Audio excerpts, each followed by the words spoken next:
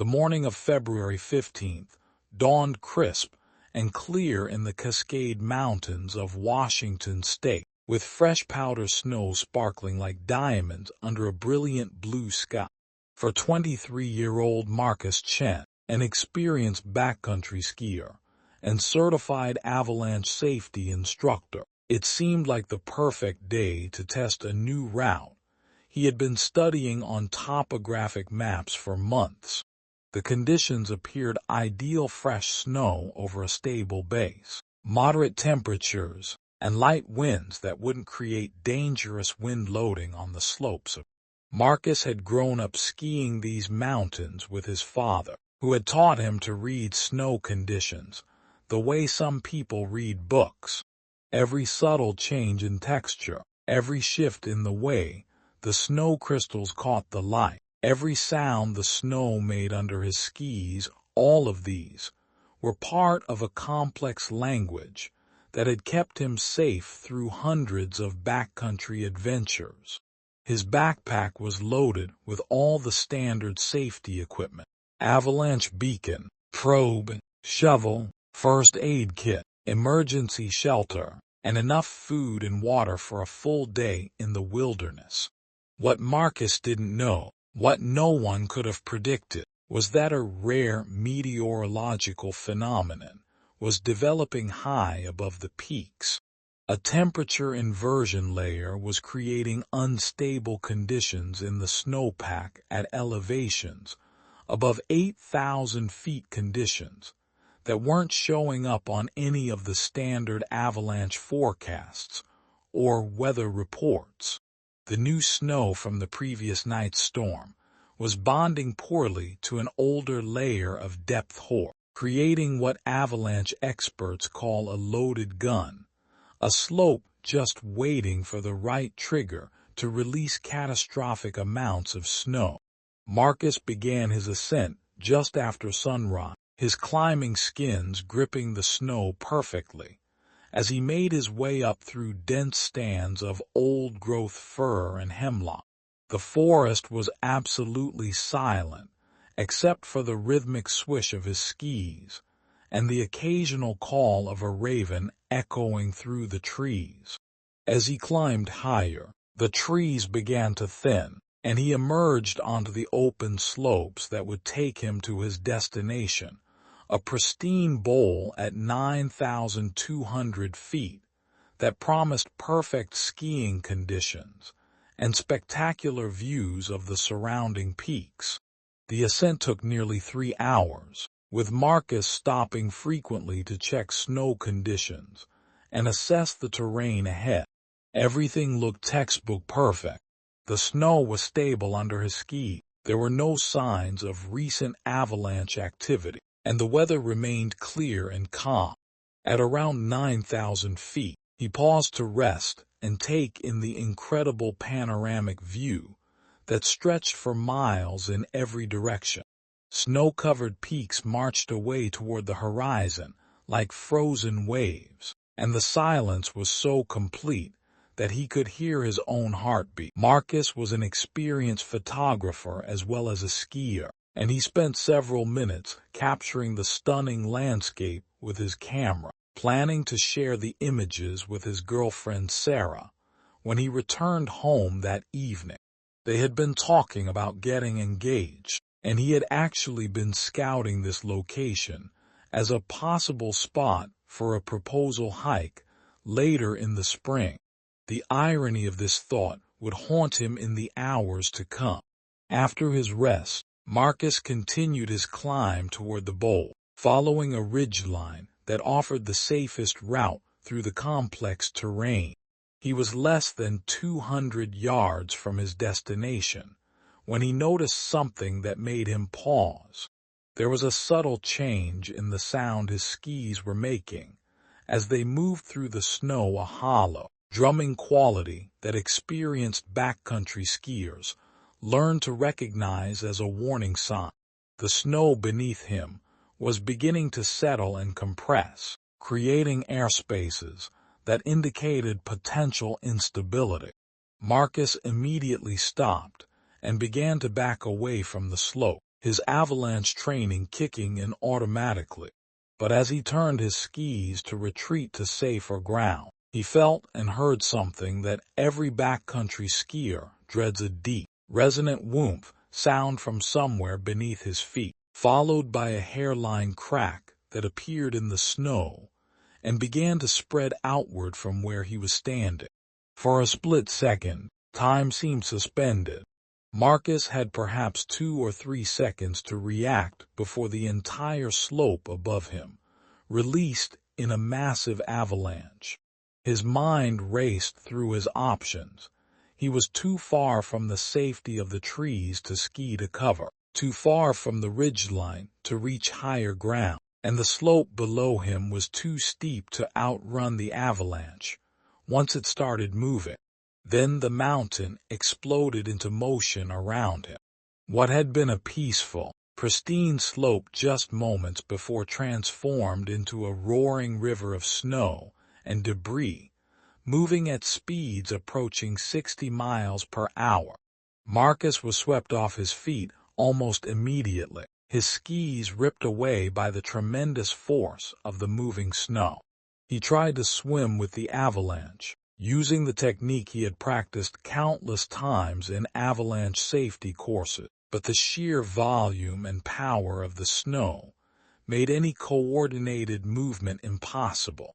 The world became a chaotic tumble of white and gray as Marcus was carried downslope, sometimes on the surface of the moving snow, sometimes buried beneath it.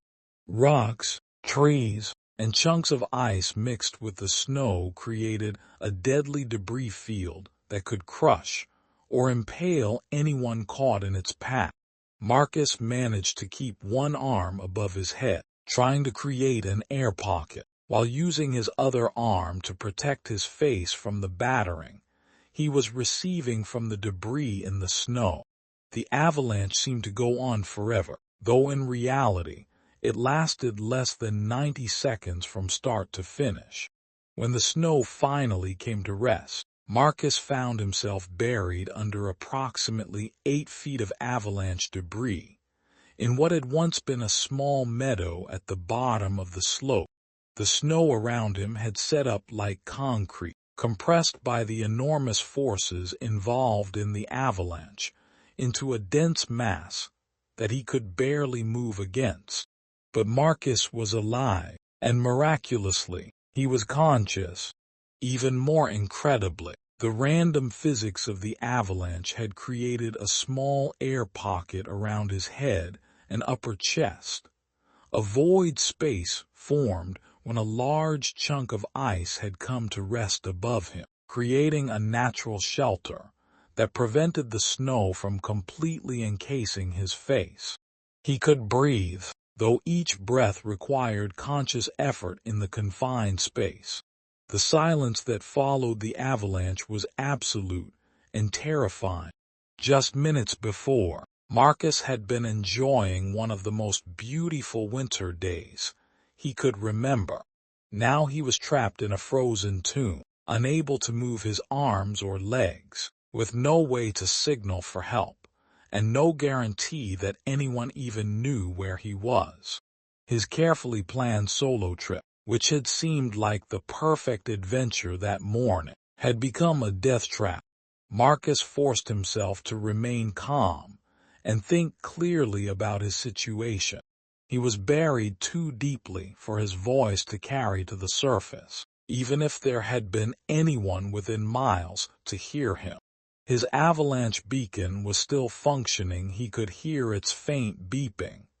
But avalanche beacons are designed for rescue teams who are actively searching for buried victims, not for attracting help from searchers who don't even know a victim exists. The cold was already beginning to seep into his body, despite his high-quality winter clothing.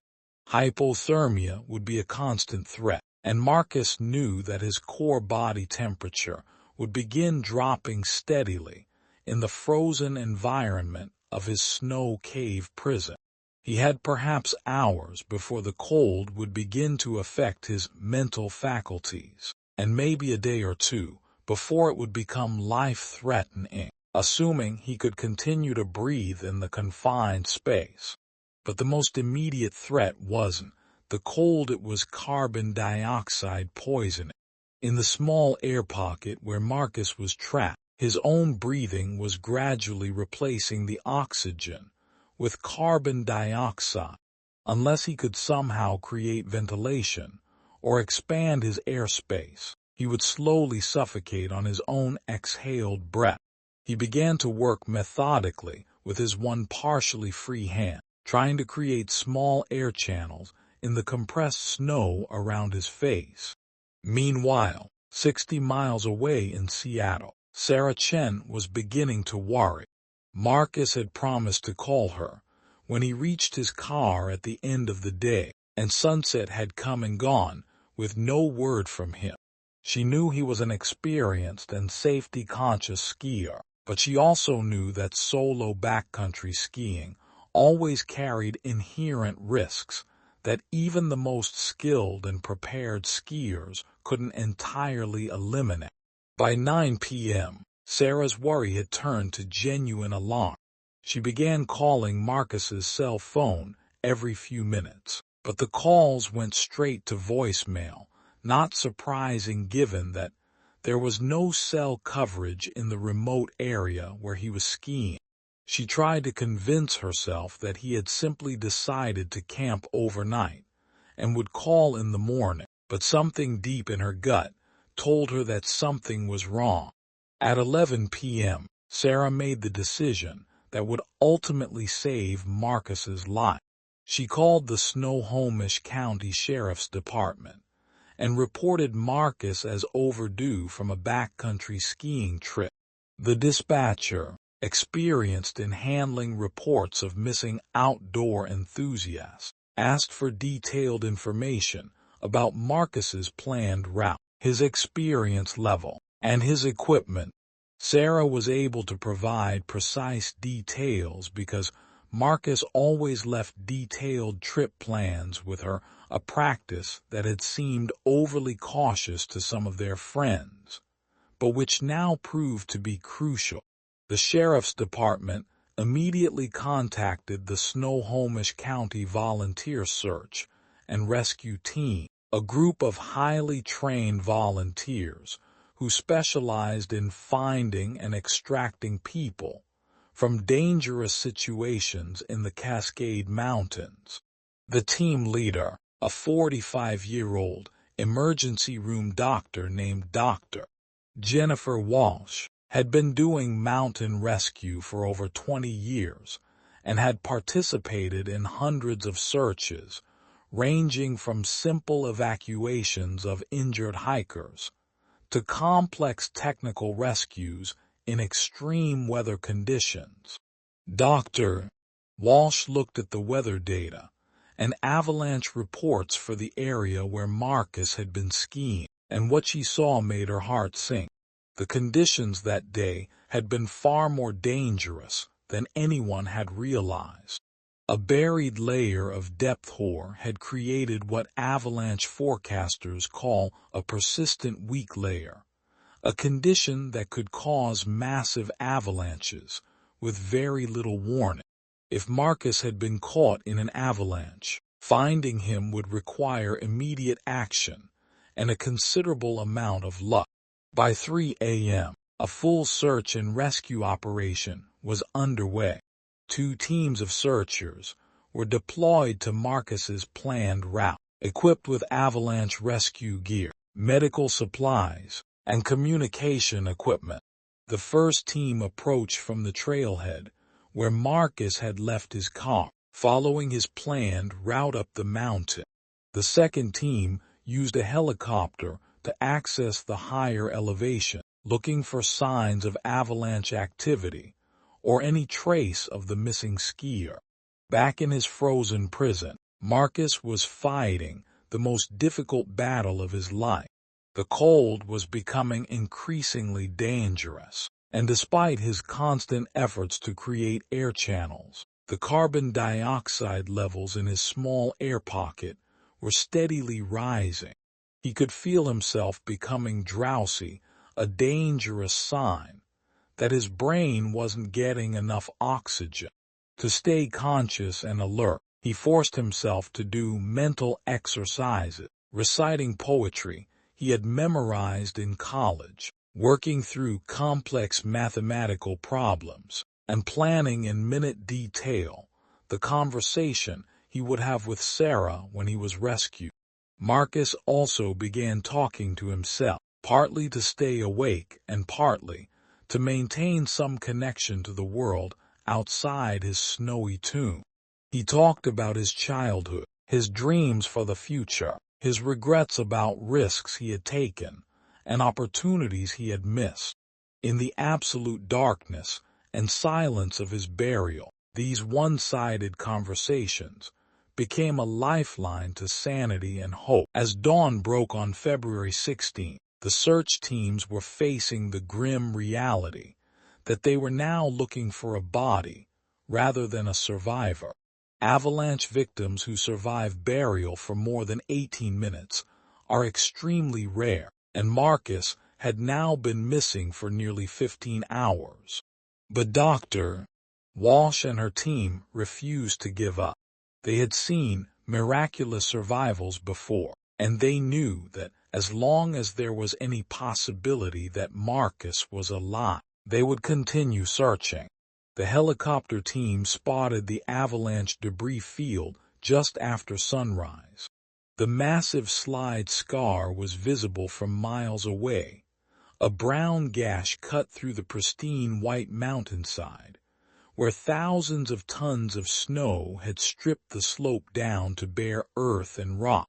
The debris field at the bottom of the slide covered several acres and was filled with broken trees, boulders, and chunks of ice mixed with compressed snow that was harder than concrete.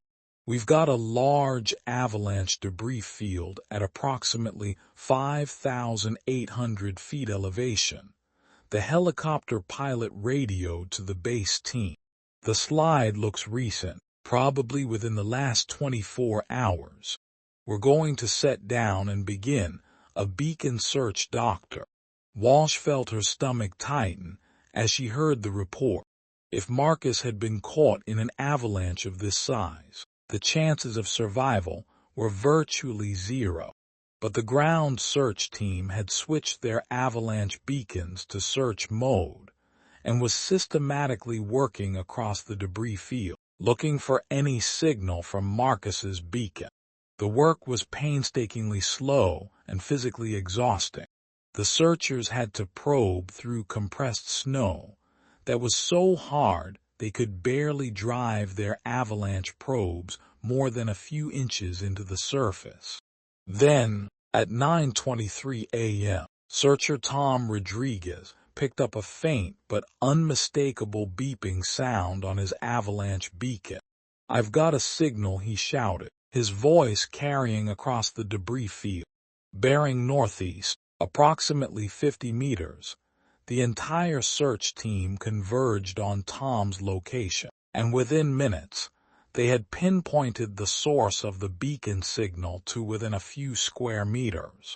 The signal indicated that Marcus was buried approximately 8 feet below the surface, deep enough that survival seemed impossible. But the fact that his beacon was still functioning meant there was at least a chance he might be alive. Dr. Walsh made the decision to treat this as a live rescue rather than a body recovery, and the team began the arduous process of digging through the compressed avalanche debris. Working with shovels, the rescue team began excavating a pit above where they believed Marcus was buried. The snow was so hard that it had to be chopped out in chunks, like digging through solid ice. As they dug deeper, they called out Marcus's name every few minutes, hoping for some response that would indicate he was still alive. At a depth of 6 feet, one of the searchers thought he heard something, a faint tapping sound that seemed to be coming from below. "Stop digging, Doctor," Walsh commanded. "Listen." The entire team fell silent, and in the absolute quiet of the mountain morning, they could all hear it, a rhythmic tapping that could only be coming from a human source. "Marcus, doctor!" Walsh shouted into the hole they had excavated. "Marcus, can you hear us? We're coming to get you." From somewhere below, faint but unmistakable, came Marcus's voice. "I'm here. I'm alive. Please hurry." The sound of his voice sent a wave of adrenaline through the rescue team. After more than 18 hours of burial, Marcus was not only alive but conscious and able to communicate. "We're going to get you out of there, doctor." Walsh called back, "Just hang on a little bit longer." But even as she spoke the encouraging words, she knew that the most dangerous part of the rescue was just beginning. Marcus had survived the avalanche and the burial, but the excavation process itself could cause the fragile air pocket that had kept him alive to collapse, or could trigger a secondary slide of the loose snow they were digging through.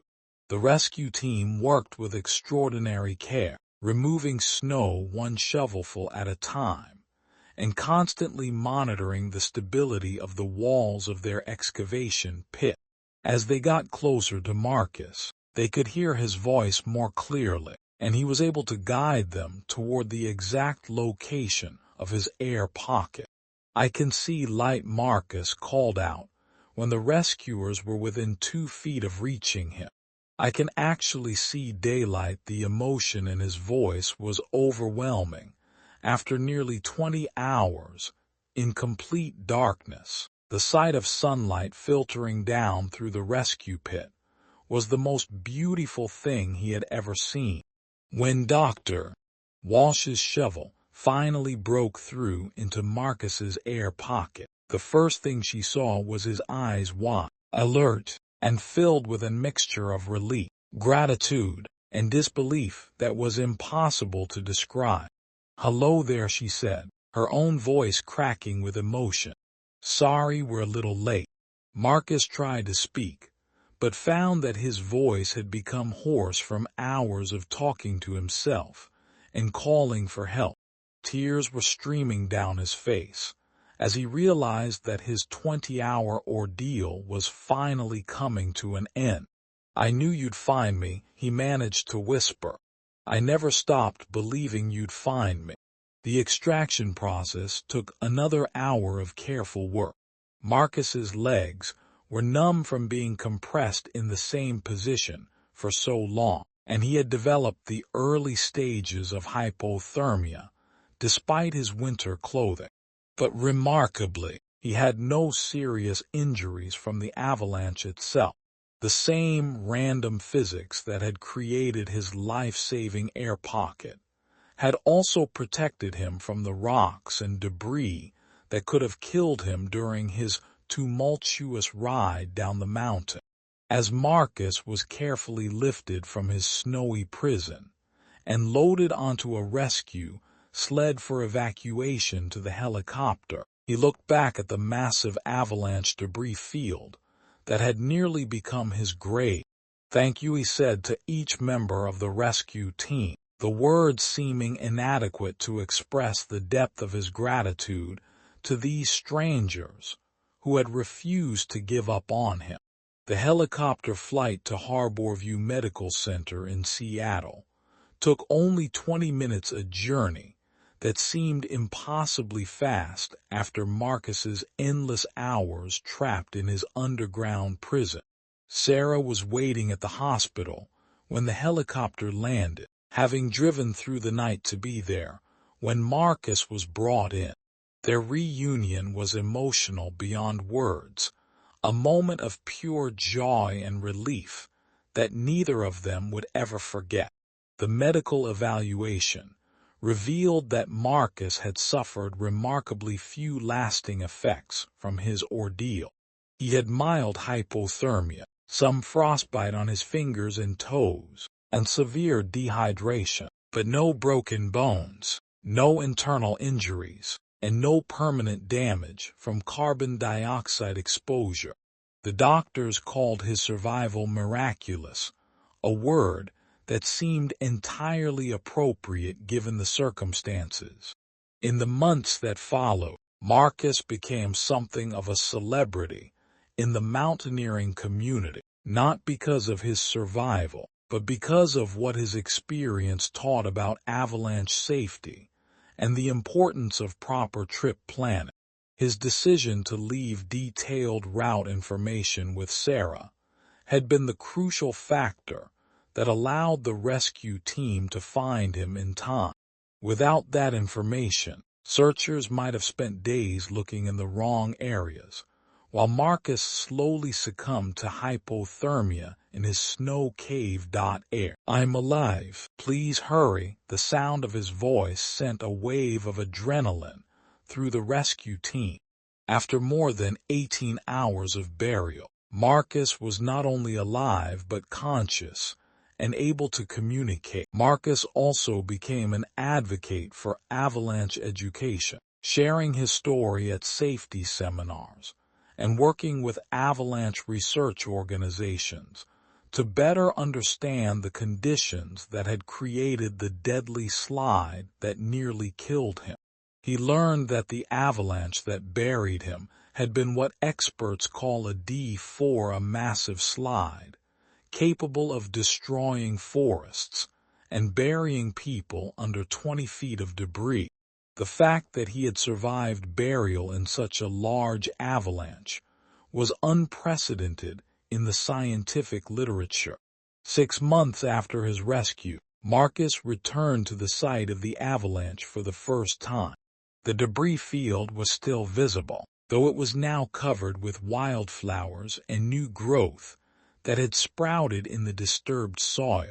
Standing at the spot where he had been buried, Marcus felt a complex mixture of emotions: gratitude for his survival, respect for the power of the mountains, and a renewed appreciation for the fragility and preciousness of life. That evening, as the sun set over the same peaks that had nearly claimed his life, Marcus proposed to Sarah at a safe overlook several miles from the avalanche site. She said yes, and they began planning a wedding that would include Dr. Walsh and the entire rescue team as honored guests. Some stories end with dramatic rescues and tearful reunions. The best ones end with the promise that love and hope can survive even the darkest and coldest of prisons, and that sometimes being buried alive is just the beginning of learning how to truly live.